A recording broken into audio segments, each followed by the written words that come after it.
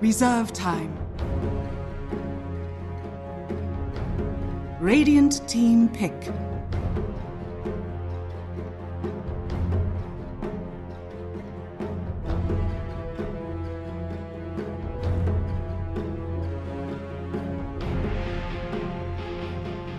Ten seconds remaining. 5 seconds remaining. Reserve time. Life Stealer. Earth Spirit. Dire team pick.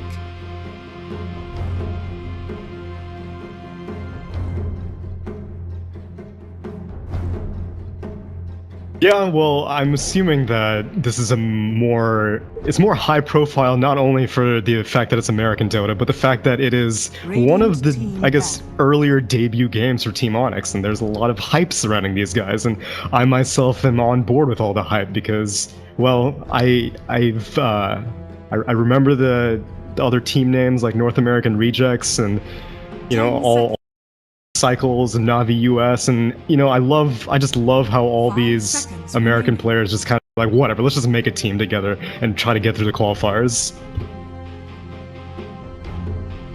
Dire team ban.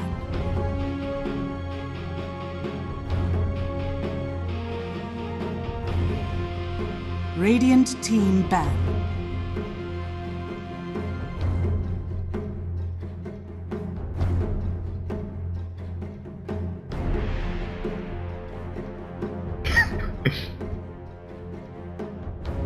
Ten seconds remaining. 5 seconds remaining. Reserve time.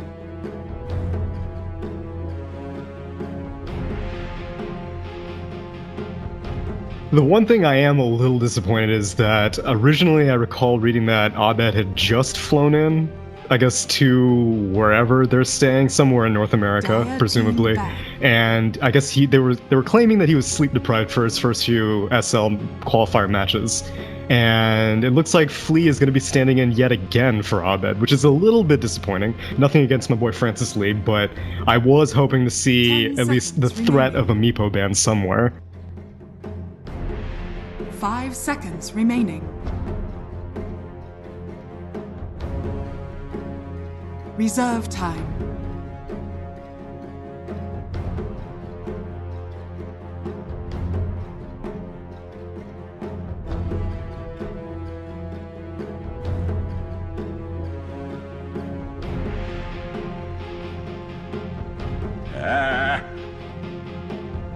Radiant team pick.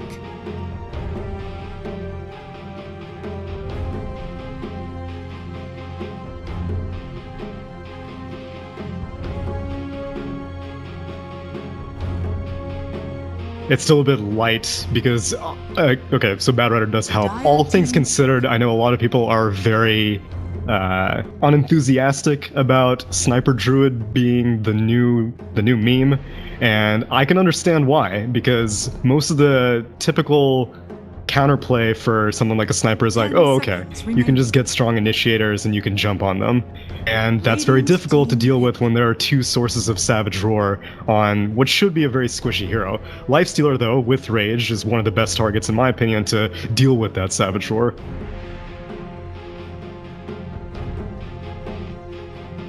Ten seconds remaining. 5 seconds remaining.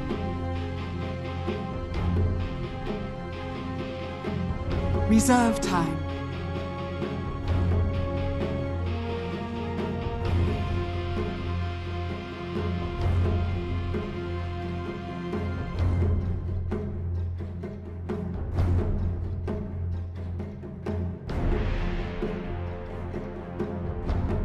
Part of it may be a little bit of a denial pick, because if you do give Lifestealer, I guess, that global presence that a Spirit Breaker can provide, then it's very intimidating for the lone Druid.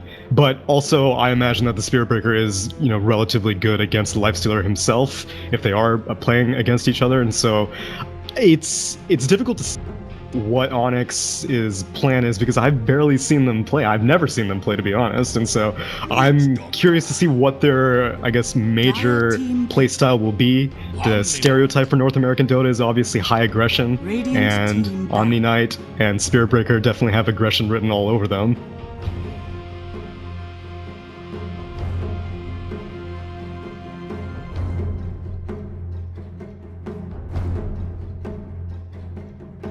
Seconds remaining.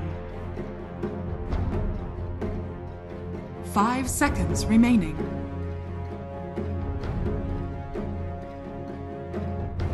Reserve time.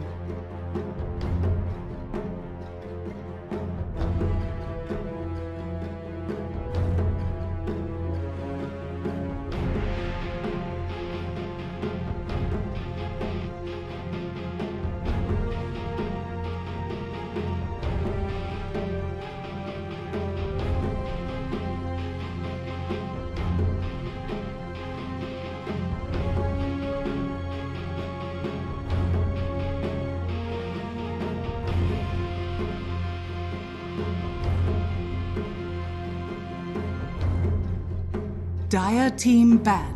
Yeah, I guess the only gap may be Flea's hero pool, because I'm assuming that none of these heroes that they've selected so far are going to be going mid, and well, Infamous hasn't really shown their mid either, so I'm curious to see if 10 seconds remaining.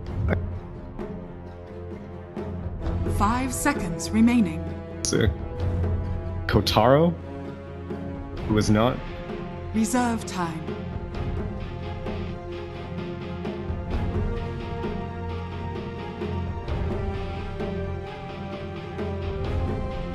So is he actually playing, or is he one of these stand-ins? Dire team pick. Radiant team pick. Thank you.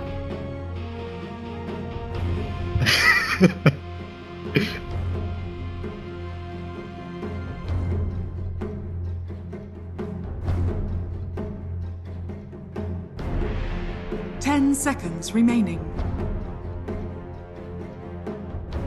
5 seconds remaining.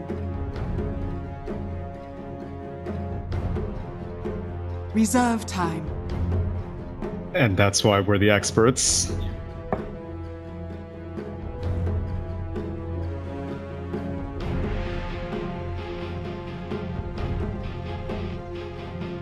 Ten seconds remaining. Yeah, I'm still interested in what Onyx are going for. So Shadow Fiend is a staple mid pick, but all of Onyx's, I mean, I guess these new ranged lone druid shenanigans can be played very effectively mid. Yeah. But you can really play it effectively in any lane, so it depends on what lane they think will be best to bully the Shadow Fiend. I know it is intriguing to see the Shadow Fiend come up, because I know like when the last time the Shadow Fiend was like super prominent as a mid laner, like going against a Spirit Breaker, Earth Spirit, like those kind of just come to the mid lane and bully you a bit. Like he hated that kind of play style. So I don't know. Does that mean we'll probably see the Witch Doctor flirt around with the Shadow Fiend lane? I don't know if you want to be leaving Lifestealer on their own. Should there be concern for the Shadow Fiend a bit? I just feel like he might be under some threat here. He definitely is, because any Spirit Breaker, just himself, doesn't even matter what hero you pair him with, will make Shadow Fiend's life hell. Thankfully, Witch is probably one of the best, like, Teach, I hope, J-Hope, be sitting on that, like, from 30 seconds into the game, because if I'm Onyx, I'm going to be hassling Killer Queen's Shadow Fiend constantly. Yeah. We'll see if that's the case. Early smoke comes out. They'll get that early deep ward commitment here for the bottom lane, and as we know, always a lot of strong value in getting that kind of intel to read the lanes ahead of time. But doesn't seem to be too much fishy business here with the laning, at least as far as Infamous sides go. They do smoke themselves too, and we'll kind of roll out. No early aggressive lane for them, seems pretty straightforward. Their stand-in slash Kotaro is going to be playing Shadow Fiend towards the mid lane, so no real funny business here. I say that, but I am seeing a kind of a congregation in the bottom lane here from Onyx. I suppose they're going to be playing probably the Omni Light just in the off lane, but do you think they'll find more value in keeping like Demon down here with them? Only for maybe the first, like, getting level 2 on the Spirit Breaker. Beyond that, you got a full poor man's shield on this Omni Knight. I'm pretty sure he's going to be just fine going up against, I guess, mostly non-intimidating heroes, because open wounds is hardly a concern because Repel will just purge it right off. And then, sure, Witch Doctor Harass can be irritating, but Witch Doctor can't really afford to spend too much time hassling the Omni Knight if he needs to be constantly cognizant of what's going on in the mid lane with his Shadow Fiend. Exactly. That's why I feel like this is going to be a bit awkward for Infamous in the laning stage. I don't know how much they want to just bank on how much skill they have and to kind of pull out some good CS, because could be under some serious threat. Supports maybe stretched a bit thin here. So that makes me even more curious if they're going to be dealing with so much on their end, how Stinger is going to look for his own opportunities. If he is to look for some opportunities, is there like a particular lane he should probably put most of his focus in? I mean, is it keeping the lone druid in check? Is it even worth the time? No, it's not worth the time. Yeah. Especially if he's going to have assistants like Dubu nearby too, but he is going to... Okay, we are going to see a little bit of breakout. Mason is going to be able to swoop in and grab up the bounty, but Stinger wants a piece of the action here. Him and Valkyria's getting up the stacks right now. Dropping the Sentry Ward too. They're just looking to run down Dubu a bit. He'll have another roll right now. Gets it on, and it looks like this will be your first blood. And it's going to be Stinger who picks it up. They may lose it on life for it though. Valkyria runs within the trees. That is going to be the first takedown, and now Valkyria will be next. So I don't know, you do get first blood, but losing 2 kills now makes it hard to say worth. That's when you all chat worth right there. Yeah, I don't know how much worth it is, but you know, Infamous sticking to their playstyle here, aggressive as ever, as we come to expect. But they will rotate down now Stinger to the bottom lane. So let's see how much pressure they're going to be able to get on this dual melee setup from Onyx. I don't really think they're going to be able to afford this much of an investment in the bot lane, because if things do go a little bit sour for Onyx's Omni Knight, they'll just send the VS down to this lane and make it a tri-lane versus a tri-lane, because Lone Druid can do just fine against a Bad Rider one-on-one. And I'm sure those early kills will help that case even further here. So we'll look to see what Dubu does. He's got the first pull for now, which is going to help things out, but you're right. I mean, if necessary, can always make the lane shift if they feel necessary here. And I'm sure they might even pocket that kind of rotation until Stinger tries to like come out from the woodwork and make a gank happen. Early Coconut, a bit of harassment here onto the Omni, but nothing too imposing. And Demon, I imagine, also could just look to hang in the dark. As long as he's kind of off the map, there's going to be that bit of threat onto the Shadow Fiend, and he'll be like a bit concerned.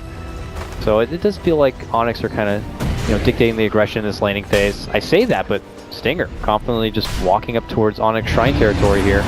Demon's level 2. Gonna chase him down. He stole the bounty rune, and now will he pay the price for it? Kicks Demon back, and he gets the bash. Of course he gets the bash. Of course. That's how it works. And now he's just like, I guess I'll just go for the deny, and gets it, because those creeps are just like on roids. Seriously though. All right. Well, at the end of the day, Demon still manages to hit level 2, and I guess even with the nerf to neutral kills, charge in on mid, killer clean. Already, Vineski Fange does the light softening up here, and okay, gets a couple of raises, but it's not going to stop the charge in, and that's going to lead to the takedown. This is what we expected to see, just even based on the draft, and that's going to be the first bring down. Like, how significant is that now in favor for the Weaver? Like it's recoverable, I'd imagine, but obviously something you don't want to happen. Well, now that Weaver's going to get this shrine, I think it's an immense favor for Weaver, because as it was, Weaver was taking a lot of harass from Killer Queen early on, and with Earth Spirit maybe being able to roll in silence, Weaver needs to be very careful for rotations. At this point, an Earth Spirit rotation's not too intimidating, especially because Earth Spirit's only level 2, doesn't even have any points in his silence. Man, it is Earth Spirit, as always, you know, his early game is so futile. Like sometimes if you're futile, if you're not able to get a lot done, then you feel like you're just not doing anything, because his farming capability is just so bad that you're going to have to quickly go back into just having a solo lane and build up farm or rely on tomes to get there. But otherwise, you got to get action done here, and he's trying to help out mid lane. Nice boulder smash, stops Demon on the charge in. Don't think it would have been as threatening as it was last time, but Singer's able to kind of keep him in check. But I imagine he's still going to be trying to find openings, trying to find ways to make kills happen, but like, who can you kill on the side of Onyx in this laning stage? No target seems to be easy at all. One has Savage Roar, one has Sakuchi, the other one has Heal and Repel. Yeah, I think it's more who can he get not killed on his team, and Shadow Fiend might be next on that menu, and Earth Spirit's going to grab bounty runes. Well, that happens, and he's getting rich. Shadow Fiend's gonna get a bit poor. He gets jumped by 3 and just totally gangbanged in the mid lane. Hard to watch as it is. Another takedown for them. And in the meantime, Dubu's even gonna get a nice ward dropped here in the top lane too. Shadow Fiend needs help, man, and I don't know where it's gonna come from. No, this is just going to snowball worse and worse, because not only is Weaver getting practically level 6 any time now, but Demon is being able to do a lot more on his rotating position than the Earth Spirit is on that rotating position, and the draft is definitely a bit to blame. I guess they're putting more focus on Witch Doctor being able to get his levels, rather than having to protect the Shadow Fiend. And the Earth Spirit's kind of on protection duty, while Dubu finds Batrider in the top lane. Yep, gives him a facial of a magic missile. Then Demon's there to follow up, but he does get jumped from the boulder smash. Valkyria looking to turn things over and go on to Dubu. Needs another right click, should be able to get it. Gets it done on the other side. Stinger still making chase for Demon. Needs 5 seconds before the roll, but he's got the speed and the Orb of Venom. Should slow him down a bit. Up and above, we Nice see the deny. takedown. Nice deny of that bear indeed. Not allowed to take the free 300 gold. Mid lane, And though. Demon, yeah, he's still trying to chase away, but this could lead to a kill. Shadow Fiend, it's even nicer for him. Okay, well, he's, okay. Wait for him to cross the other side, sees he's not there, goes for the raise, and gets the takedown. All right, a couple of kills, though, stringing back the way of Infamous. After being taken down twice, Shadow Fiend gets the kill himself. Helps the recovery a bit, but, you know, the wound is still bleeding a little bit from the early game. It is, but not nearly as much as I was expecting. Shadow Fiend is actually now out-leveling the Weaver and out-CSing the Weaver by a healthy margin, and some of that might be jungle CS, but even then, this is far more than I would have expected. Radiant's top tower. Bottom lane, Ben Jazz getting charged up by Demon. He pops the Rage, a forgiving bash, but obviously without much extra to offer, they can't pursue. While on the other side, it's going to be J-Hope up in arms with Flea here. Bugs, man, as a support player, the bugs are just the worst thing ever. For now, he'll be able to shrug them off, but that will be a continued problem in this game. And look at this, Flea aggressively Sakuching in, looking to hope to go for the finish. J-Hope, though, able to sidestep the trouble. Aggression from Onyx. Find a courier, find a Shadow Fiend. They found a Shadow Fiend. Demon's there too. They sandwich him on in. Coconut flies out. Gonna help him. Bounces between them and Demon. Demon eats the raise, but now he's out of mana and he's just trying to run away. They go for their shrine. They'll get it. Turns back, goes for the raise on one, and they quickly split apart. Radiant's top tower. Demon, is nice under little attack. salve. Helps him recover quite a bit. Now he's got to get away. Does have charge if necessary, but he's looking for a target. Can't find it in time, and they end up bringing him down. Very long-winded engagement here in the river. While this happens, as Mason's able to free farm the top lane, he's actually almost got the tier 1 down. Courier on the other side going to be going down from the side of Radiant, as it's still Flea bugging about inside the Infamous lines here. And they'll be rewarded for it. Radiant's top tower. Flea might And the find tier one. Valkyria now. Firefly's up, though. Oh boy, the bugs though, the bugs! Be able to make it away, but almost cost him his life, man. That was a really good flame break. Managed to push out the Weaver so the Shikuchi damage didn't take place, although Ben Jazz in the bot lane is Just not having doesn't mana stop for rage. here, man. Onyx are just all in That's on what I every wanted. lane right This is now. what I wanted. Charge in. Here we Let's go. Boom! Easy, just kiss on the nose, and it's over for little Ben Jazz. And Onyx are on the up and up. Feels like they're Dire's middle tower. is much under further attack. ahead than they actually are. It's only 5-4. Just a very back and forth, I guess, as far as exchanges go. They can afford to just keep their foot on the gas, Team Onyx, because Lone Druid late game, I think, can pretty much make quick work of the majority of Infamous's lineup, because Batrider, while great against most carries, I think Lone Druid may be a little bit of an exception, while Savage Horde kind of helps out the lasso combo by speeding out. Oh, never mind, top lane. Yeah, it was easily set up there. Batrider slowly stalking him down with the rotation coming in from the Earth Spirit. Only a matter of time before they got the catch. I mean, Lone Druid's like, I'm sorry, but I got a jungle to farm right now. Can't really help you at the moment. I am the insurance policy here for Onyx, and rightfully so. So, Infamous, it's nice for them to make ganks happen. That's just what they have to do right now. And they're not looking to let up one bit. They know this Lone Druid's farming somewhere in here, and they are going to try their best to find him. No Flaming Lasso leveled up yet. But, you know, with the toolkit that Earth Spirit brings, maybe they feel confident enough between that and the Witch Doctor to get something done. But they don't find Mason. Mason's actually mid lane, so they're going to just take this rotation all the way to the mid lane. Demon's nearby, but Still might not be enough. Rolling Boulder going to get connection here. There goes the Savage Roar. Mason trying to run into a new route. Demon helps him out a bit, gets the bump on the Valkyria, and they'll just turn onto the Spirit Breaker instead. Not the more prized target, but they'll take what they can. Take it. Now they'll turn to a tier 1 push. Oh, Dubu. Kick. They're going to go all No the way in mana. for him. Yeah, he's reserving the kick for now as he has light on mana, and they'll be able to get the finish there. But let's see if Onyx goes for a fight back now. Flea shows up, ditches out the Swarm.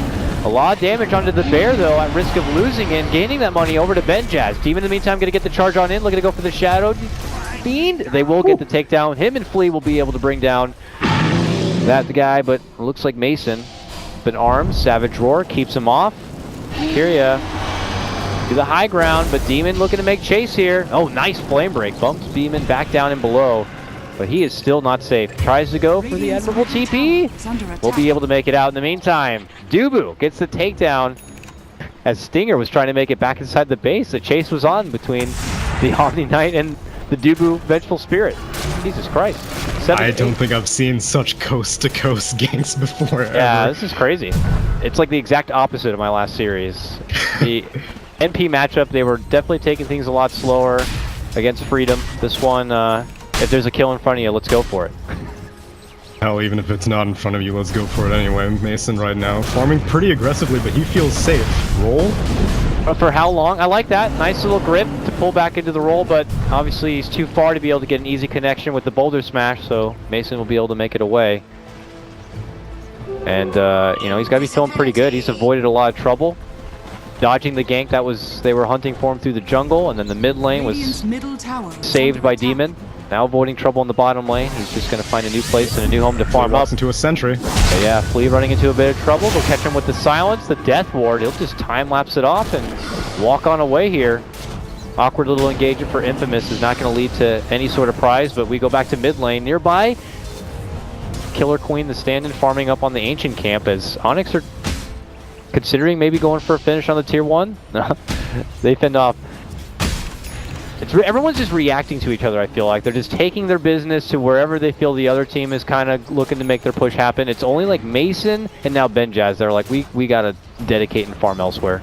Yeah, but the pace is definitely being set by Onyx. Someone on Infamous desperately needs some arcane boots because there are a lot of kill opportunities that just aren't happening because Earth Spirit just doesn't have the mana, or Witch Doctor just isn't able to, I guess, get long enough of a setup to help the Earth Spirit not have to use all of his spells. The smoke may help, and there is an Infest Bomb inside the Earth Spirit. Yeah, he's still not even level 6 yet.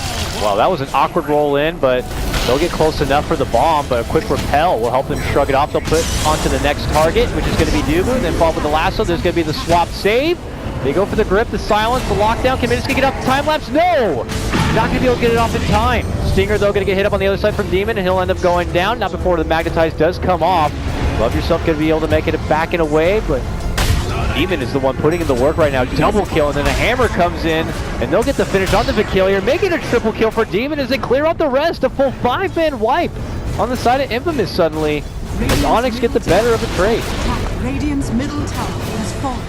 For some reason, Mason hadn't actually leveled up his attack range until just now, because I saw a very, very long candlestick. I don't even know what the hell Lone Druid throws, but managed to get the kill onto the Shadow Fiend from a long, long ways away, while the Bat Rider was entangled and was just dying to the bear.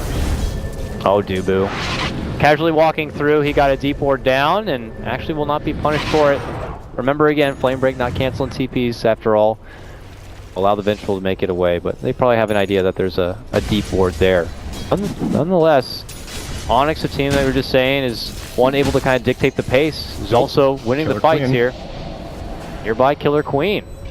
Still under heavy hostility. Nowhere feeling really good to kind of farm up. They'll be able to fend off Flea, but they just have to keep playing all these reactions and keeping the supports near like the cores to keep them precious and safe. Exactly, and I mean, even though the play style is also reactive, just the fact that Dubu was able to place an aggressive ward like that. I mean, Witch Doctor's sentry wards are an expensive commodity in this game. To keep track of this Weaver, if you have to spend them just to get these aggressive wards off your base, that's worth it for Team Onyx. Top tower is under attack. Looks like they'll have a little bit of help here as nice big Ancient camp is going to get chunked down here from Killer Queen right now. Now he started going for the Ogre Club and is now looking to instead finish out just straight up the Shadow Blade here. What do you think about that thought process as far as the way he's itemizing? I don't know if he was thinking about going for a BKB first and then just decided like it's not as necessary, but I would still prefer the BKB finish completed because, I mean, Spirit Breaker is pretty good against Shadow Blade, and you may be able to use it aggressively, but Infamous is not in a position to do anything aggressive, as we can see Batrider getting obliterated by 4 Onyx heroes.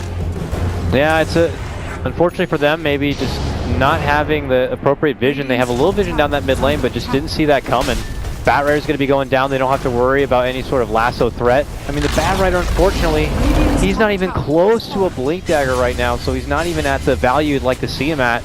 So Onyx don't find him a threat whatsoever. Man, lots of damage comes out from Killer Queen onto Demon, but not able to get the finish. A swap back save as they roll on forward. Stinger could get a beautiful magnetized setup. Dishes it out now.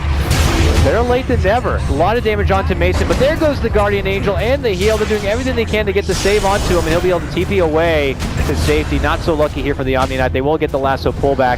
Yubu will be going down, and so will the Omni Knight. The first real promising trade for Infamous, it feels like, this game, as they scrappily take down what they can. Still, though, Mason will be able to make it away, which is the biggest and prized target, but it may have been a little bit overzealous for Demon to charge in with like 100 HP. He did have, I guess, a fair amount of protection with the VS swap, but Onyx doesn't really need to take fights that they don't have perfect initiation for. Like, they are holding all the cards in the game. If one of you gets initiated on, it's very easy to reset with swap, with repel, with Savage Roar. Yeah. There's really no reason to take a fight that isn't on your terms. what do you think that stems from? Do you think some of these players just have it, I don't want to say like just they're impatient, but do they just get ahead of themselves? Do they get too cocky that they feel like they're just that much stronger? You know, while we'll see other teams like MP, like when they recognize like we don't have to take fights, we're winning the farming game. Let's just farm. Let's farm. Now, what do you think it comes from? I'm not too ready to target players yet. I'm gonna say that that was Jimmy's inner Spirit Breaker taking over, because when it's more about the hero. When you're playing the Mad Cow, you will always charge. If Q's on cooldown, you will always charge. Fair enough. But Onyx still like putting in the aggression, man. They are now smoked up, looking to take a strong fight, which could lead them to like tier 2 takedowns, and then that's when the shrines go. So this could be a huge surplus in the economy if they take a strong fight here. Now, yeah, or it could be a bad turnaround, because Mason does have a Maelstrom completed, but their courier died in the previous fight, and they're just running around without having it done. And so they may go for a Roche, but this is also seems a bit overzealous. In the meantime, Infamous will be able to take down the top tier 1. It's a common trade even when we saw it with the old map. But this time they will be a bit closer together. So I'm curious to see if Onyx will just kind of try to head straight north after this. They're being pinged out now, so Infamous know this is happening. Stinger, I don't know. He had Lifestealer in his backpack. I don't know if he was going to be so crazy to roll in there at that moment, but it looks like they'll have to just accept the fact that Onyx have taken the Aegis, taken the advantage, and now they come down this mid lane. Infamous will have to double back and prepare for a defense. It was well played by Mason. He was farming up the mid wave while the rest of his team with the Solar Crest and Weaver Bugs were quickly taking down the Roshan. As soon as Mason went into the pit, it was already too late, and now this counter defense may be a bit too late as well. Bear being used to scout, not push, because that's 7.01 for you. Not an easy engagement at all, though, for Infamous. They don't have a blinking Batrider to get this easy catch pullback. You have Mason dancing out in front with that Aegis. Onyx can step back and position themselves for an appropriate counter fight. Stuns out here onto the Omni Knight. That's the other thing. You have to fight through the heals. You have to fight through the Guardian Angel. They'll lose the tower. I mean, they'll deny it at least, which is nice. But now Onyx are just one tower away from taking out shrines and pretty much having full map control. It's difficult to say if this Batrider is even going to be able to have much of an impact this game, because he's still like 800 gold away from the Blink Dagger, and that's going to be the turning factor. They can keep going for these Earth Spirit ganks, but they're half-baked. Even if you do successfully roll and silence one of Onyx's targets, it's not going to be enough to win a fight unless they're just isolated. Yeah, even a clutch magnetize where you can sit on the outside and just constantly refresh with stones, like one Guardian Angel, and Obviously, Repel will take off any Magnetize at all, but it's tough, man. We'll have to see what kind of fight conditions Infamous are going to be able to pull together for themselves. Here they are moving in, trying to at least just take their second tower of the game, but the second they even thinking about making their approach, Onyx are already in the neighborhood, taking over the lane. That moment, Infamous are going to have to disperse, recognizing that they just will not have the better fight right now, and know that they just need to get that Blink Dagger done and get that next big item complete on their Lifestealer. As he's farming nearby, though, he's being scouted out from Dubu and just needs to be careful. Luckily, Dubu is only a level 1 swap, so it's not going to be an easy setup for him. Any kills are just gravy for Onyx, though. It's all about the map control. Even though they're taking all the towers, the fact that this Witch Doctor and Earth Spirit are so poor that they can't even reclaim any of the map control. They know there are wards galore in their Radiant jungle right now, but they can't do anything about it. Radiant's bottom tower has fallen. And now they got all tier 2s down, and no surprise, they're just going to head up to look probably to take out the shrine right away. This is bad, man. I mean, how good is Infamous's high ground defense? It's not really good. Still, Batrider need Blink Dagger. And at that point, it'd help a bit to isolate one target and pull him back in. By the time Onyx do even consider moving to the high ground, they won't have that Aegis. I don't know. Do you think that Infamous can, like, do some sort of holy defense? See what Shadow Fiend's up to, because I think he is really, like, even though initiation is important, initiation will only get you so far at this point because of all the heals and all, as I say that. He goes into Shadow Blade, No but dust. the charge is already out. But yeah, as mentioned, no detection here on hand. Maybe something that Demon should have in the pocket is he buys one now. I see. Instantly come into the stash. It takes one time, and all of a sudden you're going to have dust in your pocket from now on, especially now that you have a backpack. Of course. Even though I am terrible at this, there really should be no excuse to not have the dust now ready. Yeah, but on a Spear Breaker, you charge and you take your time, you unzip the backpack, you take out the dust, you place it in place of the TP, there you go. Flies out, yeah. And you have a jolly old time. Well, luckily for Killer Queen, he gets that one getaway. And he's got to go back to farm. And you're right, it is a lot on the Shadow Fiend too. As much as the setup could be there from the high ground of Infamous, you need someone to do the damage. And it's a lot of it that's going to be on Benjaz and Mr. Stand and Killer Queen here, slash Kotaro, slash whoever it may be. Which also has me wondering why Shadow Fiend went for a Mantis style, because when you're this down, the reason that you would get a Mantis style is if you were concerned about something that's good to purge off, and I don't really see anything on Onyx that's worth purging. I guess maybe Wave of Terror, but that's minor at best, because this Lone Druid now has a completed Mjolnir. It's a lot of magic damage, so it's charge coming in on Killer Queen now. Yeah, he's gonna Manta off the charge. Oh, no. Ah, brilliant. That's definitely how it works. Yeah, maybe he's going for big plays. He'll just Manta, bait out a swap. Awkward setup from Onyx. It's a good question, but whatever the case may be, he's walking in Shadow Blade now. Aegis He's is down. Mason before him. Aegis is gone now. He's not with his team. I mean, close by, flying in his bat with the blink, with the bomb. Cubu, one more click. They'll get the finish there with that bomb pickup, and they may be able to go for the bear as well. They actually stopped their chase at that point. So, I mean, it's just Dubu going down, and Onyx will just reset from that lane push. It's not too shabby, but that was the Blink Dagger reveal of the Batrider, and they didn't even really use the Batrider, so they'll take what they can get, and at least Shadow Fiend, I kind of would have preferred maybe even an Ag on him, because he's almost level 20, which means that Ag will provide a lot of damage and survivability, which is a good hybrid for what Shadow Fiend needs right now. And the ulti, with the way that Onyx is going to be sieging, which will likely be Lone Druid from a very long range away. As I say that, Mason transforms into melee form, but just really cry. Yeah, I need to get used to this new bear style.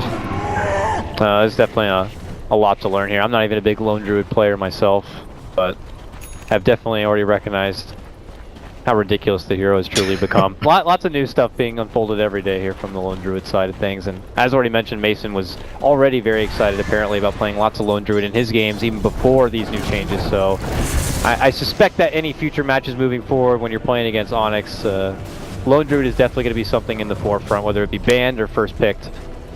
It's working out pretty nicely for him here and now, but I'm curious how much longer they're going to be looking to wait. For now, has built up got the Mjolnir complete, and now has a Scotty lined up for him. So that's a little different than what we've been seeing, at least for these past days. Yeah, I don't really know if tanking up is necessary. I feel it's more aggressive just to make sure that the Lifestealer can stay kited once he emerges from an infest spawn, that on the off chance that he does manage to rage through a Savage Roar and does manage to close the gap onto a Lone Druid, and Lone Druid manages to not get swapped or Guardian Angeled or anything else, then sure, go for the Scotty. Uh-oh, they're racing towards Benjaz. Demon gets the spot, the eye on him, the charge, and he can't even react before going down, and just as fast, Valkyria jumps in. He also gonna get dropped, both of them out, 45 seconds without a buyback, and just like that, here comes Team Onyx down this mid lane. How unfortunate, as now this is going to cost Infamous a little bit. I don't think they're going to have much to react to without those two available to them. The Killer Queen will move in, dishes out a couple of raises, try to roar him back, but they're already going to work here. Mason with that DD rune just chunking away at that tier 3. Now they're going to get the move in. Stinger trying to jump in, dishing out the Magnetize, trying to roll out, but not going to be had. Hope as well. Can't get a whole lot going with the help of that Death Ward. Looks like Onyx are going to be able to shrug that one off. They still have Guardian Angel available to them. And now Killer Queen looking to make his move in. As he steps in, going to get charged up, getting a hit with the dust. Right click's coming out from Mason. It's going to be Fleet taking down the Witch Doctor at that moment. Benjaz is back now, and so is the Bat Rider, but the tier 3 is already down. And at this point, Onyx have already taken what they wanted and will walk away. Whatever semblance of a high ground defense that Infamous had pretty much hinged on the Lifestealer and the Bat Rider, and so considering that they only managed to lose a tier 3 out of that entire engagement is pretty good. The problem is that Roche is back up again, and they have no map control whatsoever on Infamous. Now Onyx easily can step back here, grab a little bit of farm, but if they choose, move in, get that Aegis, and then go in front of the Hurrah. I mean, as mentioned, they didn't even have to unleash everything here. Time-lapse still available for them, the Guardian obviously too, but the next go around they may have to deal with Infamous in full force. I mean, I don't know, it's either that or they just look for another pick-off attempt by a very impatient Infamous team trying to, you know, scavenge for their own pick-off play. For my master. So like opportunities like this where Valkyrie's just kind of hanging near the ancient camp is when I get nervous. He wants that rune, but you know, he could find himself swapped and dead. Yeah, it's not often you see a Bad Rider have to play this tentatively against a Weaver who does not even have a Lincoln Sphere or any real defensive item whatsoever. Yeah, right? Oh, that's funny. And he's not even going to look to pick one up, it looks like. Going for Manta? Alright. Manta on your Weaver. Pro bodies at the structures, what's Infamous going to do about it? Their wave clear is pretty much dependent on raises and a preemptive Firefly. Yeah. Not great wave clear at all. And Shadow Fiend, I mean, it's great. He's building towards his butterfly. He has the Tailsman now, and it's not like I'm seeing an MKB in the near future for either Mason or the Weaver, but I don't even think it's going to be that much of a problem for him. They might be able to just kind of move past the Shadow Fiend and take the objective at hand, if anything, but we'll see now. Onyx still have yet to kind of move over to that Roche pit. It looks like they may be heading that way now. And Infamous, I don't think they'll be comfortable for a team fight at the pit, at said pit. But if they don't take it, then I don't really know what else they have in their pocket. Yeah. I don't know. They're not that kind of team to just sit back and allow this to happen. I think they're going to go for some. In come the Manta illusion, so at least they know. Yep, something's fishy. Knowing is half the battle, as they tell me. Okay, well, let's see what Infamous do. Frantic pings, Singer will sidestep the bugs, but obviously will show himself. There's that ward here on the high ground, just easily spotting what Infamous are doing. So Onyx actually hesitate to kind of move in and finish out the Roche. And tactical pause right now as they kind of really evaluate the situation. Roche is brought down to about half of his life. They're just not comfortable doing it. I mean, I don't know. It's a Bat Rider at the end of the day. Still one of the better Roche defenders, if you will. A blink and flame break. Could be a game changer. But Onyx doesn't even, like, they only really need one or two heroes inside of the pit. They don't even really need the, like, the bear can be sitting outside just roaring people away. Omni Knight can be sitting on the outskirts being just, like, constantly casting and canceling repel. But, you know, play it safe after putting the pedal to the metal in the first 15 minutes, I guess. gotta reset at some point. Yeah, they'll just push in the mid lane and say, you gotta defend the mid lane, sorry. Now we'll go back and do the Roche. Thanks for playing. Yeah. I don't mind seeing the Omni Knight able to pick up. Oh, he actually already got it. I was gonna say, it would be nice to see a Blink Dagger. Suddenly he has a Blink Dagger. So, while great for him to have the Guardian and a way to heal everybody, we know Omni Knight to kind of be restricted in the range he has to work with. So, now he could just easily blink in and hit R button. And suddenly... but that level 15 talent, though, plus 75 range? I mean, who needs Aether Lens? That's true. That's true. We'll see if it's going to be good enough here. Back to Infamous. This time they'll have everyone at attendance here for a high ground defense, but, you know, feeling like the onus is totally going to be on this Bat Rider now. And if you're Bat Rider in this situation, like, what's the dream here? Who are you looking to hopefully get a hold of? You got to remember you're going to be going into an Aegis team, so... It's gonna have to be a concert of Earth Spirit and the Bat Rider, and Omni Knight Blink Dagger makes that extremely tricky, because if Omni Knight doesn't get silenced, if Omni Knight doesn't get stunned, then it doesn't matter how great your initiation is, it will fall apart immediately. So, I mean, both of them do have Blink Daggers, the Earth Spirit and the Bat Rider, so if they manage to go deep, like, I would probably jump to the backlines. Like, I wouldn't even bother with the Lone Druid, I wouldn't even bother with the Weaver, because they're going to be able to get out of anything. The supports that Onyx is going to really be depending on for their siege. Alright, looks like our pause is going to be lifted, and we'll get underway here. Onyx, with their Aegis, with their extra life, looking to close things out for game number 1, take that early point initiative.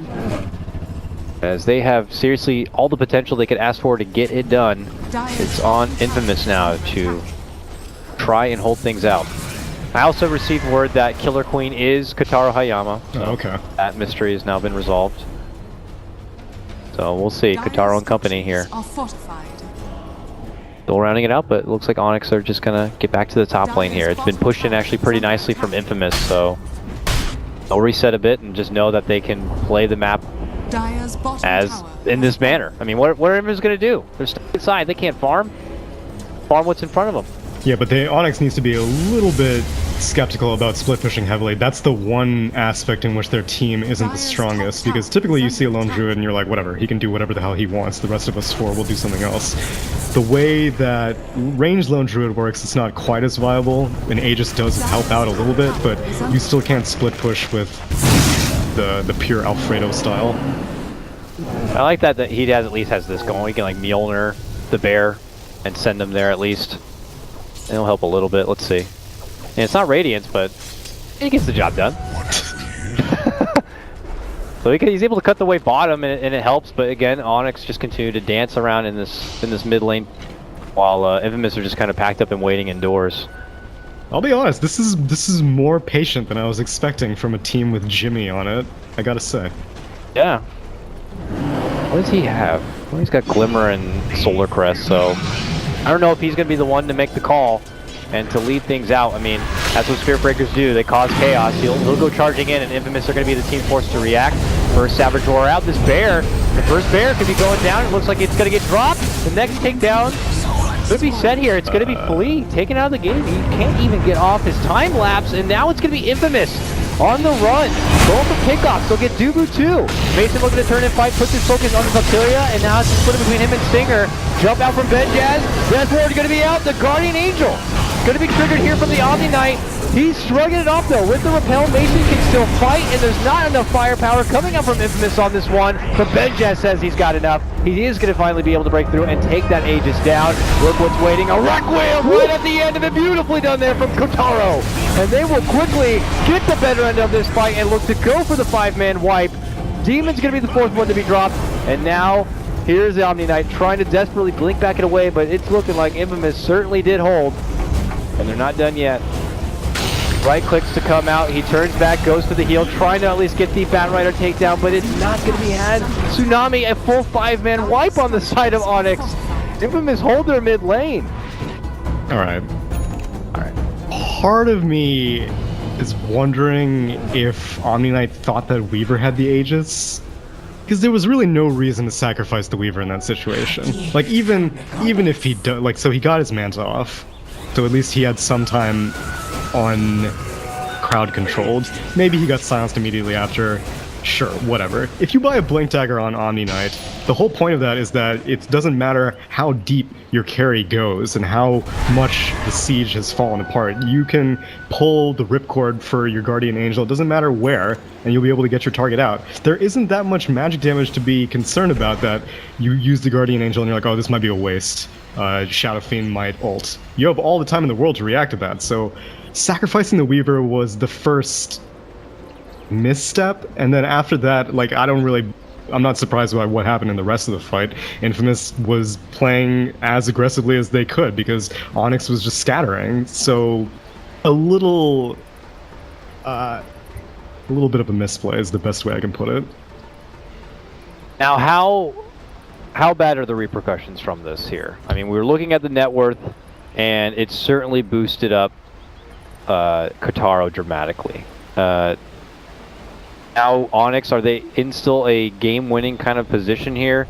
Do they have to now just fall back where they have to wait out for a new Aegis in hopes that they can go for another high ground siege? Or does this just like breathe new life into Infamous, and now they could be a team again that can kind of actually move back up to the river or maybe even past it? I think we have a game now. Oh, goodness. I mean, yeah. I don't mind one bit. Dare I say it? Because sure, Kotaro got quite a bit, but the Lifestealer, who has been, I guess, getting famously irritated by the rest of Team Onyx, now does not have too much to be concerned about. He's going to be going for a Diffusal Blade next, which means that the Repel threat, the Guardian Angel threat, the Repel, is still a threat, thank you, 7.0. Mm-hmm. Guardian Angel, which has been causing huge issues for Infamous, because Shadow Fiend is a lot of physical damage. Witch Doctor, as we saw, got an amazing Death Ward in that fight, which in the first few seconds of the channel was doing work, and then once the Guardian Angel finally came out to counter that, wasn't doing quite as much. Put a Diffusal Blade on Team Infamous, the equation changes. He does need a little bit of time before he can build up said Diffusal here, but I imagine that Onyx are not going to be able to put up enough of a threat to stop him from kind of getting that farm. They have already some nice wards down to be able to grab, or at least maintain some vision so that Benjaz can feel a bit more comfortable farming. But yeah, this is going to be the beginning of seeing Infamous kind of finally feel comfortable walking out from their own home base and not having to fall back on defense non-stop here. We are stuck into a little bit of a holdup as Demon has disconnected from the game. There hasn't been any sort of reasoning or say, but while we do have a pause and kind of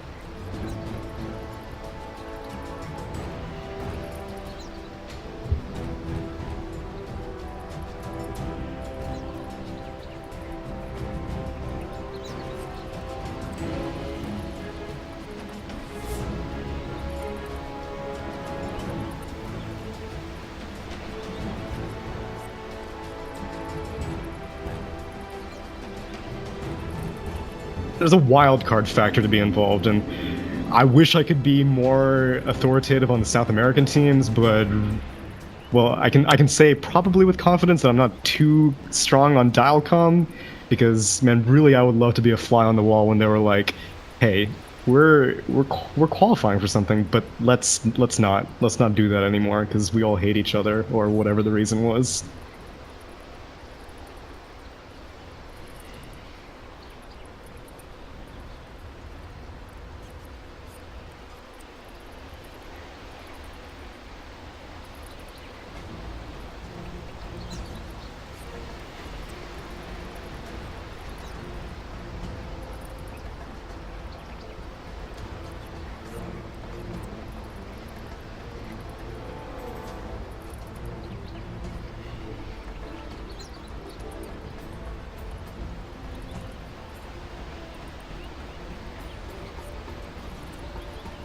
That's what...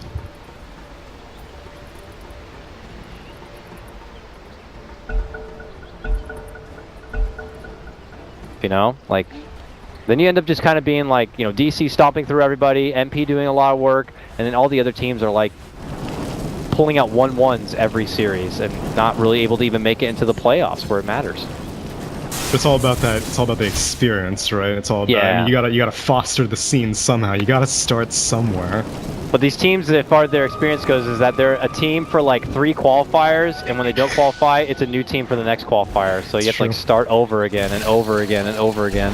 So they have to make the most out of these 3 qualifiers if they want to actually be a real team that lasts longer than a season. It sucks to be so blatant about it, but that seems to be the trend, at least for like the past 2 years of Dota. Though, for what it's worth, it's pleasant to see that Tier 1 teams have not kind of succumbed to it as they used to in years past with the inspiring tale of wings. They're like, you know, maybe we really could just stick it out together and be adults about it. Obviously, Valve having a say with some of the roster shuffle stuff, but you're right, like the shuffles for a lot of the higher profile teams hasn't been nearly as significant. Some of them obviously feel like they don't have to be playing in some of these qualifiers, so they're coming in with like reckless abandonment, just stomping their way through them. But we'll see how things continue to pan out. We are back and underway. The last thing we saw was a super good hold here from Infamous. It pretty much cut the net worth lead right in half. We were getting close to like a 15k net worth advantage for Onyx, now just a 5k here. But a charge in from Onyx now, looking to take the lead right back. The first sight is going to be onto this Bat Rider, looking to bump him back. He does hold that gem. If they can get a hold of it, that would be sweet, and they're going to be able to do so. Infamous scrambling, trying to get back inside. A zoning boulder smash will help keep them at bay. But, you know, that was the gem. That was Infamous like, okay, we defended. We can go back out and take back the map. Take back map control. Yeah, not any longer Tsunami. Onyx has already taken that gem, and we're going to take the map control right back. Look at that! Catch out swap! They're going to be grabbing Kataro, pulling him right back in with the team. Stinger looking to roll in and help out. Hits up with a good magnetize. Benjaz, though, steps in to help and interfere. Finds himself in a bit of trouble, scrambling it back inside. They slow him down, and the range coming out from Mason is going to be good enough to bring him down. He has a buyback and may be forced to use it because the mid lane racks are down and the top are being threatened. They want to stay alive. He's probably going to have to buy back here, but he's waiting for the bat. Bat's up now, and there's going to be the buyback. This could be a final hurrah for Infamous unless Onyx just go full retreat, and it seems like it will be the latter here. They're happy to just force Benjaz to spend the money, and they'll reset. If Onyx had managed to kill the Shadow Fiend off with that VS swap, then they would have probably finished off the rest of the fight. But I can respect backing off after you get the buyback from Lifestealer. They weren't, I mean, that was a good swap, and after a Bat Rider died, you'd think that Onyx should just be able to run roughshod on the rest of Infamous, but it turns out that with a Butterfly and... Oh, okay, so I guess, never mind, Shadow Fiend did go for the +2 damage on Souls. He's still not going for an Ag, but that's okay. I mean, the damage is still great. Either way, he's a very tanky Shadow Fiend, surprisingly. Was able to hold and stay alive here. Infamous's response after that was really full aggression. They just chased all the way across the map, almost were able to catch up to Mason there, but couldn't quite get the target. Now they're kind of hanging within the Onyx jungle, hoping that someone gets a bit reckless here, but Onyx already step aside and go for a smoke here. Got him a pretty nice advantage, or at least took back the advantage they had already built up for themselves. And now they're looking to take it the extra mile. They've already forced out the Benjaz buyback. Another big fight here will secure them the game. And now they're looking to come in and sweep from behind. There's Stinger. Hi. And he gets a quick blink and a quick roll away. See you later. All right, nice quick reaction, but uh-oh, Kataro is left behind. There's going to be the jump in. There's going to be the pop coming out with the help of the Bat Rider, but the Bat Rider's going to get quickly focused. Requiem going to be unleashed here, and so are the right clicks, but no one from Onyx going to be going down. And the Guardian's already going to be out, and they just shrug off any opposing will coming out from Infamous. But now the Omni Knight going to get turned around on. Benjaz and Kataro going right back into Onyx here, and they are able to muscle past them. What a quick dramatic turnaround. Mason just gets shredded apart. What? I thought that was a great start for Onyx, but suddenly Infamous just suddenly hulked out on him, and then they were done. like I saw the Guardian Angel, and instantly I saw a bunch of red HP bars just like stand still, and I was like, okay, well, I guess now this is the part where Infamous dies. Shadow Fiend unleashed the Requiem, and it turns out between the damage reduction and the vast amounts of magic damage itself, there was not much that Onyx could do after that. They got a few supports. They got the... Actually, I'm not even sure if they managed to kill the Witch Doctor or not. Like, Death Ward was used, but I didn't see him die. But regardless, they're not really able to kill this Shadow Fiend, and that's the big problem. And, I mean, Lone Druid went for an MKB, so you'd think he'd be able to go one-to-one with them. Evidently not. Even thinks about charging in. There's going to be the quick swap going for the Shadow Fiend here, getting hit from Mason on the high ground, able to still walk away, still able to be a tank, while Benjaz moves in, gets the finish onto Dubu. They will lose their Bat Rider, and then Demon gets another strike finish onto the Shadow Fiend. Back the way of Onyx onto this fight, it looks like here. The support's trying to fend them off. Stinger will be able to make it back and away. Hope, not so fortunate, clinging onto that gem, not going to be holded here. Mason takes a triple kill for himself, and Onyx just frantic to run to the Infamous base. They do have a buyback on the Shadow Fiend, but not for Benjaz, man. He's going to be out for over a minute, and this may be it. Unless Shadow Fiend can just dig deep and channel his inner spirit animal. Souls. Yeah, he's to get some souls. I don't know what he's going to be able to pull out here. But this is another Rax down. Bit scary there for Onyx, but that was a more confident, well-positioned fight. Nice swap setup onto Kotaro, now flirting in. Mason going to be forced to trigger his BKB as they round the corner and look to go for the full mega push down the bottom lane. This is the final hurrah coming out from Infamous. Still going to be without their Benjaz Lifestealer for about 40 seconds. What can they do to hold? Not going to be looking like a whole lot. Up. And Demon is connected again. What is he playing on right now, huh? TI-84. You know, they have a lot of players connecting from all, I imagine... Well, they said they have an American team house that Abed's coming out to. Is that true? I believe that's what I recall hearing. So is Dubu on site too? Whatever team house they're playing at, maybe they need to get better internet. Maybe. But now more than ever, Infamous. We've seen them in this position once before, having to pull out the desperate hold, but I mean... I don't know if they're going to be able to do it this time without Benjaz at the ready. You know, lightning can only strike so many times. Yeah, they're low on stones as far as where Stinger is. Bat Rider does have Blink and Lasso here, but no bomb to go with it.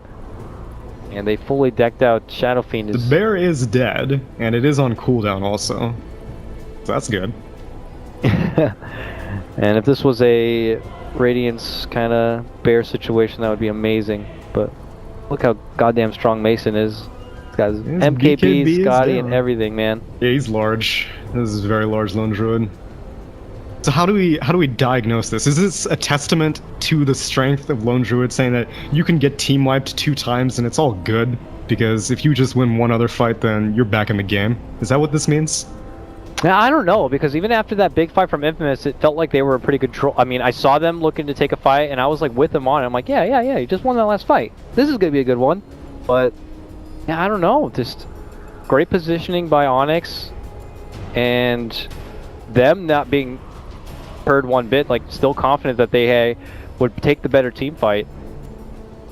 I don't know, it is hard to gauge here as far as how much of it is just how good Lone Druid is and able to kind of stay alive in a game, or just that Onyx were able to kind of just keep their wits about them. But yeah, unfortunately for Demon, he needs to dust off his router a bit. Alright, so let's reevaluate the draft. Okay, fair enough.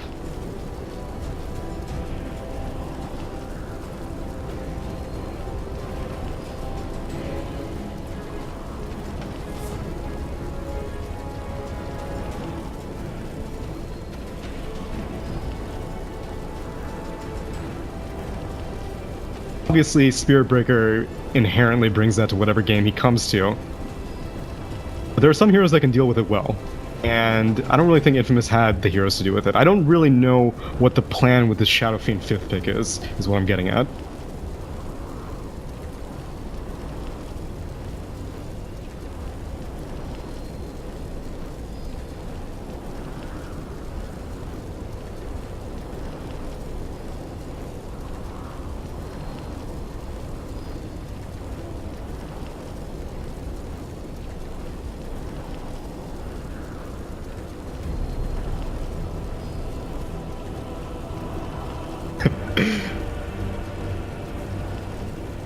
Your pot calling the kettle black, giving demon grief, and here you are, not even.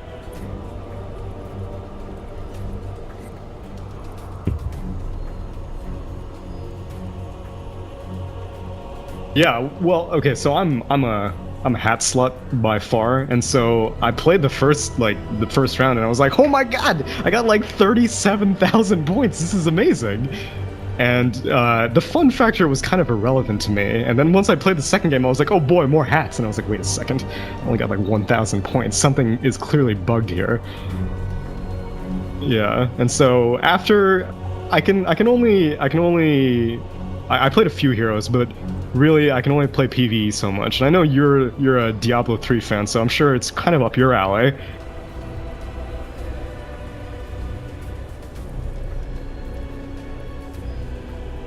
True.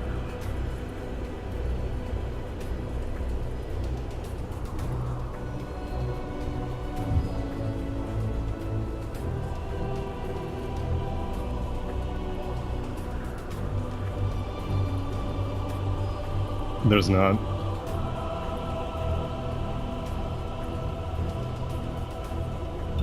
For me, I think the appeal is I really love enjoying watching these things become like a solved game. Like the community comes together and it's just like really crunching the numbers, and they're like, who is the best tank? And then like you see all these opposing viewpoints until finally one prevails, and then everyone spams it, and then sometimes Valve is like, all right, we're gonna rebalance it.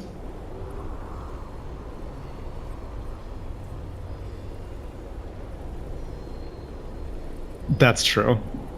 But this one has hats on the line. That changes everything, because I think it was one of the dire tides definitely got rebalanced at some point, because there was one prevailing strategy that people were just constantly using, and they were like, all right, you're kind of eliminating the point of why we created this mode.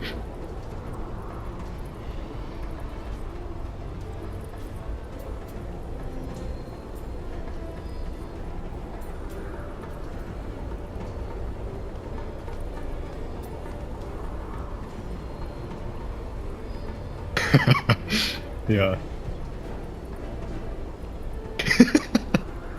We spent a lot of time on this, guys.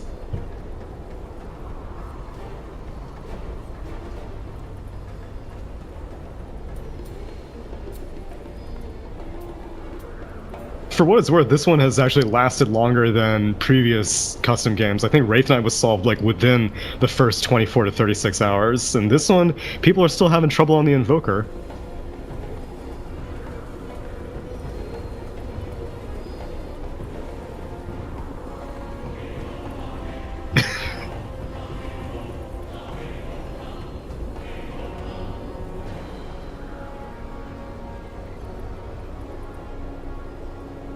I've changed some of their spells to inherently balance it.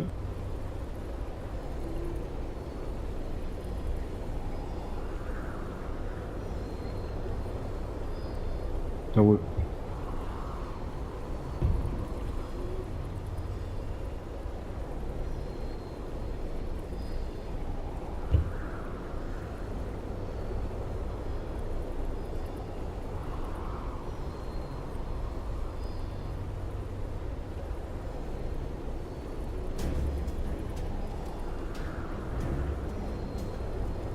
Yeah, well, I'm sure after Dota Pit you were kind of probably all doted out for a little while.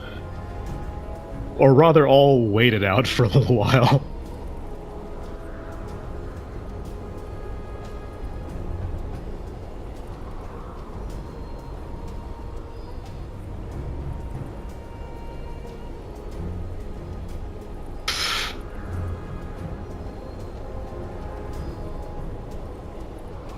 True. Which is, yeah, it's, for those of you who are not familiar, I don't know if, probably not the best time to point it out because I have not updated it to 7.01, yeah. So, really, we're just putting my shame on Spotlight here, but that's okay. No, I'm still proud of it. It's because I saw the changelog of 7.0, and I was just like, this means nothing because like everyone's flipping out about talents and map changes and other stuff, and I'm like, this doesn't really change the heroes. But there are so many little changes that I see after each of these games. And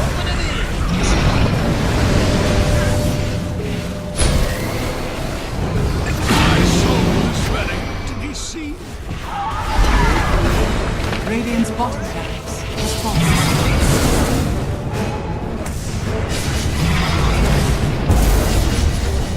Endurance run!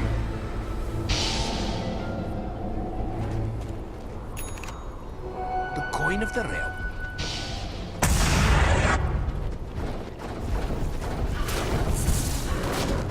Set! Radiant structures are fortified. what? Loose ends.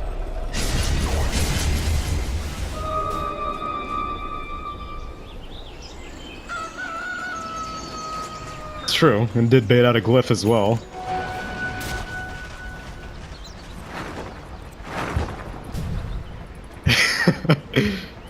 This is how he's telling Demon. He's like, if you disconnect one more time, I swear to God, I will walk into their fountain.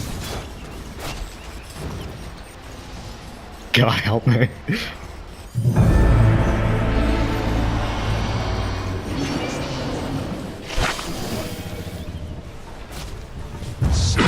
Killer Queen going in on Mason.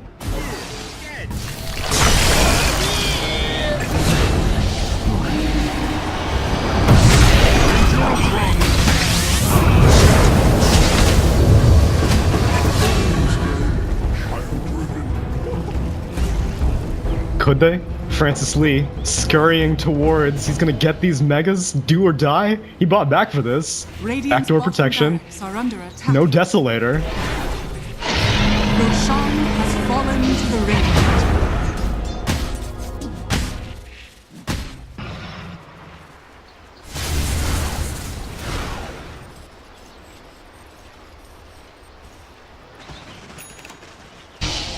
Not quite sure why this game is still going on, but God help me if it isn't exciting.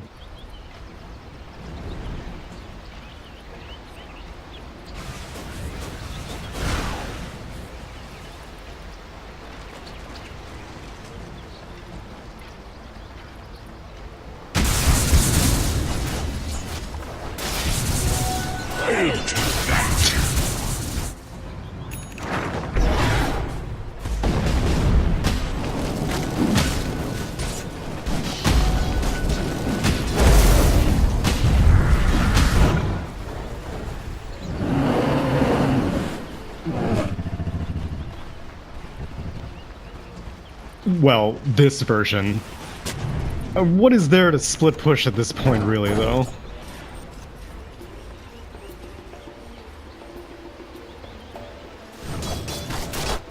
Invisibility. I don't think Infamous can, well, I've made a lot of claims about Infamous and many of them have turned out to be false, so maybe I shouldn't make calls, but I'm relatively confident that they don't do very well against Mega Creeps. And really, it's just range Rex. Like Mason can take all of his items and then just put them on the bear, and the bear can probably do it. Glyph is down, but, you know, what do I know? I still build Radiance on bear.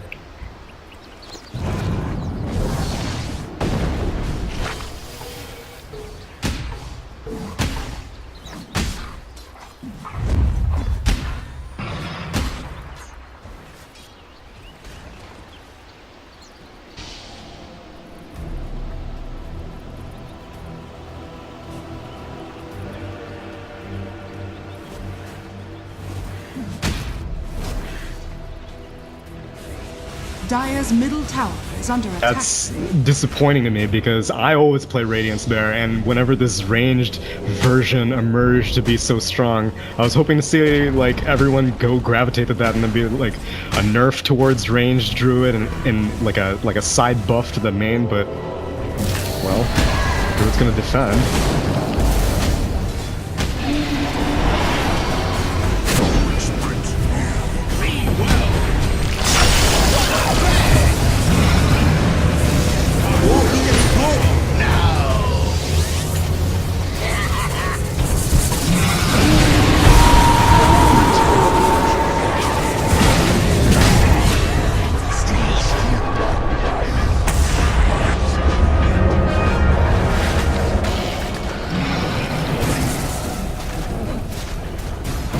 Dire victory.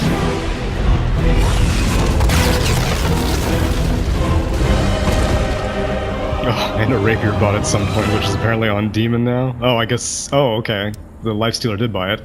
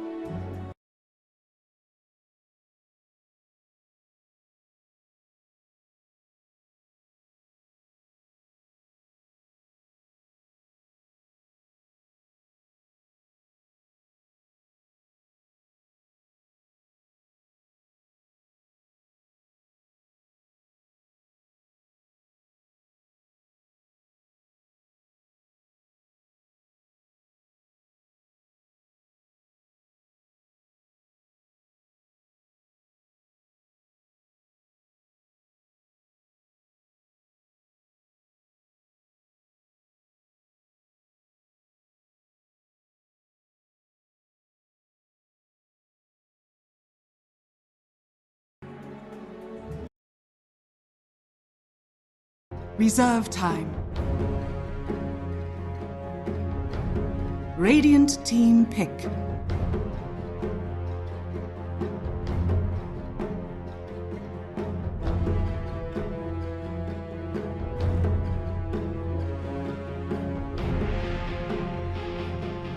Ten seconds remaining. 5 seconds remaining. Reserve time.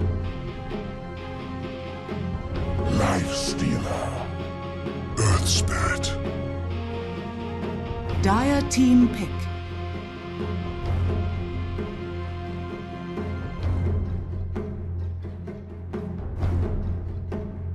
Yeah, well, I'm assuming that this is it's more high profile, not only for the fact that it's American Dota, but the fact that it is one of the, I guess, earlier debut games for Team Onyx, and there's a lot of hype surrounding these guys, and I myself am on board with all the hype because, well, I remember the other team names like North American Rejects and, you know, all Cycles and Navi US, and you know, I just love how all these American players just kind of like, whatever, let's just make a team together and try to get through the qualifiers. Dire team ban.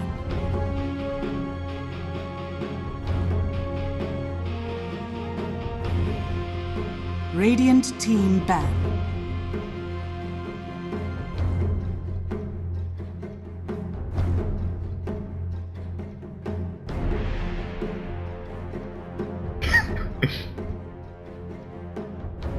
Ten seconds remaining. 5 seconds remaining. Reserve time.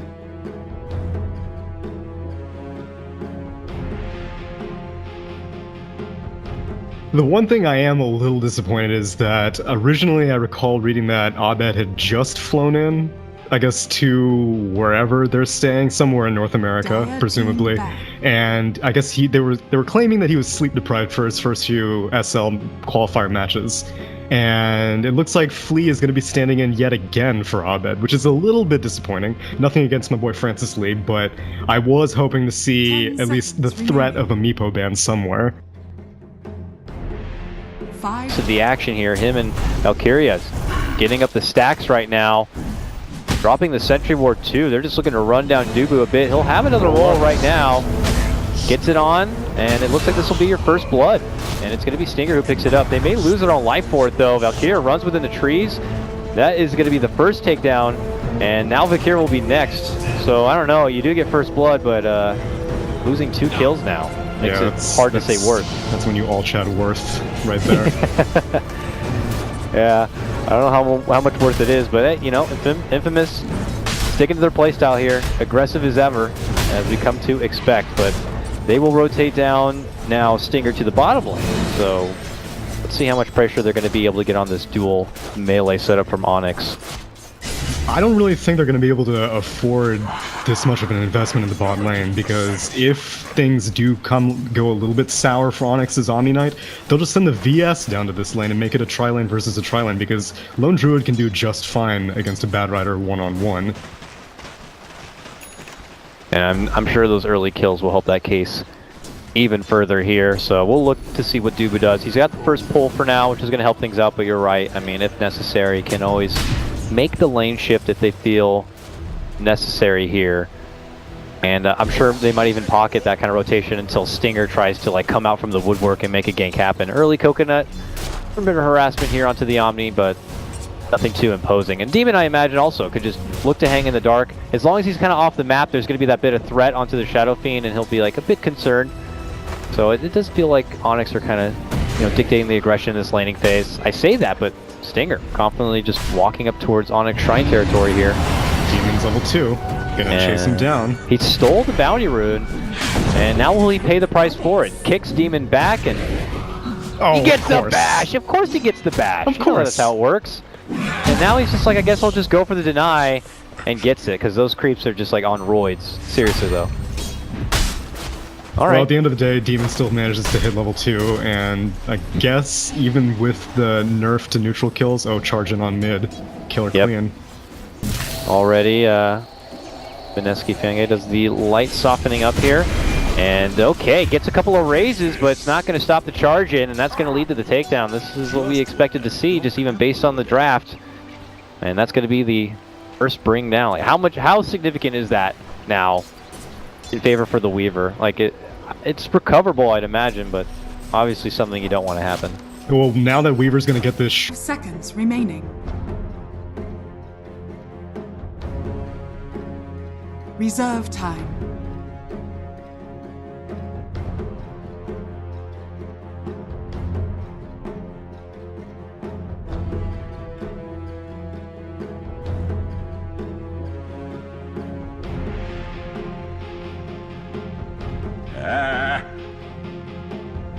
Radiant team pick.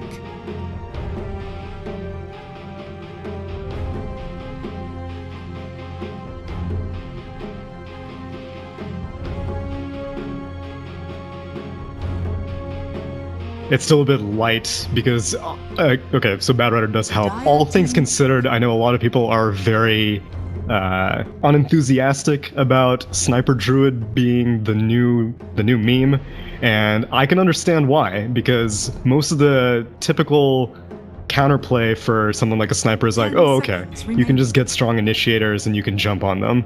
And that's very difficult to deal with when there are 2 sources of Savage Roar on what should be a very squishy hero.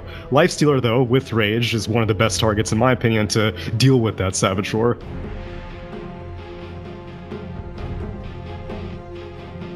Ten seconds remaining. 5 seconds remaining.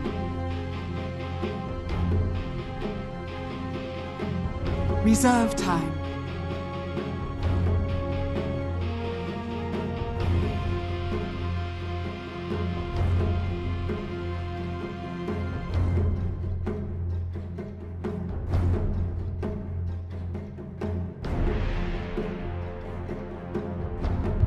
Part of it may be a little bit of a denial pick, because if you do give Lifestealer, I guess, that global presence that a Spirit Breaker can provide, then it's very intimidating for the lone druid. But also, I imagine that the Spirit Breaker is, relatively good against the Lifestealer himself, if they are playing against each other, and so it's difficult to see what Onyx's plan is, because I've barely seen them play. I've never seen them play, to be honest, and so I'm curious to see what their, I guess, major playstyle will be. The stereotype for North American Dota is obviously high aggression, and Omni Knight and Spirit Breaker definitely have aggression written all over them.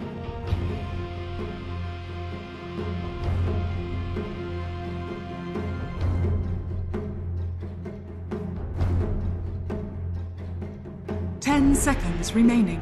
As a mid laner, like going against a Spirit Breaker, Earth Spirit, like those kind of just come to the mid lane and bully you a bit. Like he hated that kind of play style. So I don't know. Does that mean we'll probably see the Witch Doctor flirt around with the Shadow Fiend lane? I don't know if you want to be leaving Lifestealer on their own. Should there be concern for the Shadow Fiend a bit? I just feel like he might be under some threat here. He definitely is, because any Spirit Breaker, just himself, doesn't even matter what hero you pair him with, will make Shadow Fiend's life hell. Thankfully, Witch is probably one of the best Teach, I hope, J-Hope, will be sitting on that from 30 seconds into the game, because if I'm Onyx, I'm going to be hassling Killer Queen's Shadow Fiend constantly. Yeah. We'll see if that's the case. Early smoke comes out. They'll get that early deep ward commitment here for the bottom lane. And as we know, always a lot of strong value in getting that kind of intel to read the lanes ahead of time. But doesn't seem to be too much fishy business here with the laning, at least as far as Infamous sides go. They do smoke themselves too. And we'll kind of roll out. No early aggressive lane for them. Seems pretty straightforward. Their stand-in / Kotaro is going to be playing Shadow Fiend towards the mid lane. So no real funny business here.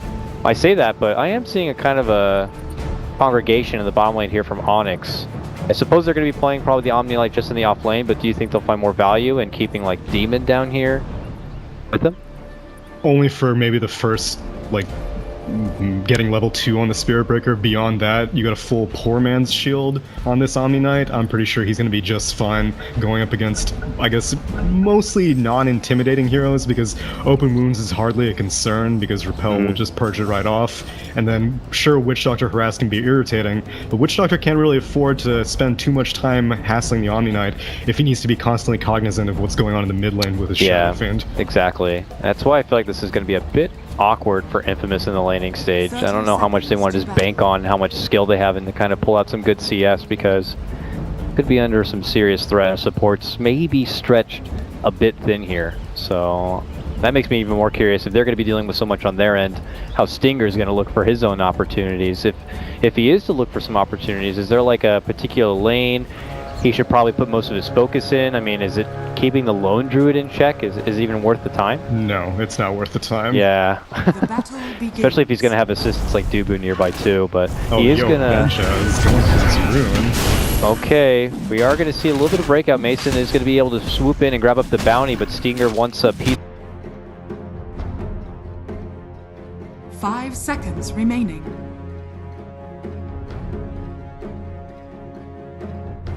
Reserve time.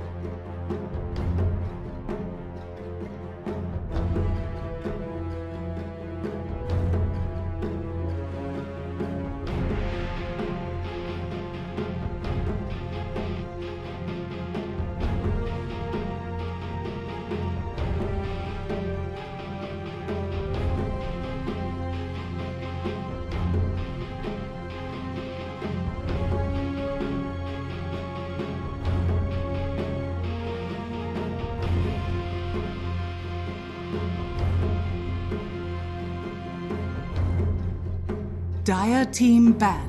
Yeah, I guess the only gap may be Flea's hero pool, because I'm assuming that none of these heroes that they've selected so far are going to be going mid, and, well, Infamous hasn't really shown their mid either, so I'm curious to see if... 10 seconds remaining.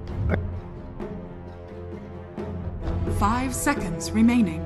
Let's see. Kotaro? Who is not? Reserve time.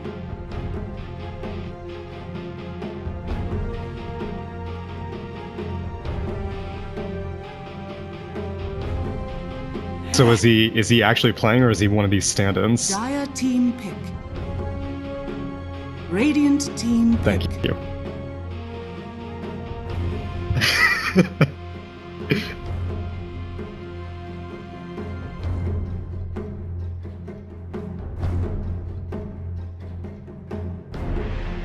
Ten seconds remaining. 5 seconds remaining. Reserve time. And that's why we're the experts.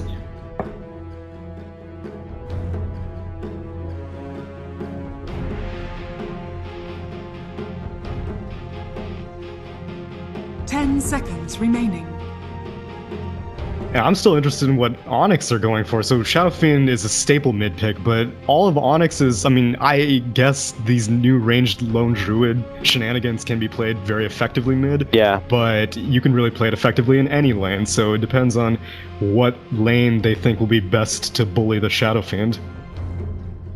I know it is intriguing to see the Shadow Fiend come up, because I know like when the last time the Shadow Fiend was like super prominent